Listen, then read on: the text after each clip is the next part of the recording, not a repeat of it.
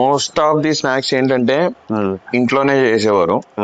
అదే ఇంట్లోనే ఏం చేసేవారు అంటే ఏమన్నా అంటే ఇలాగా ఫెస్టివల్స్ పండుగలు ఉన్నప్పుడు, సంక్రాంతి ఉన్నప్పుడు జంతికలు, గులాబ్ పువ్వులు, సున్నుండలు, పాకుండలు, అరిసెలు. ఇంకా సంక్రాంతి అయ్యిందంటే ఒక 1 month మొత్తం ఇయే స్నాక్స్ మాకు రెగ్యులర్ గా.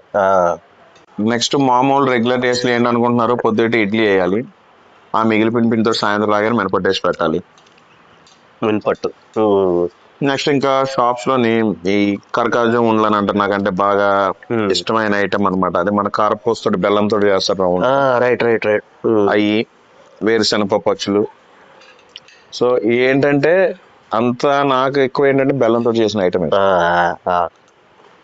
కొంచెం గోదావరి సైడ్ అంటే అవే బాగా.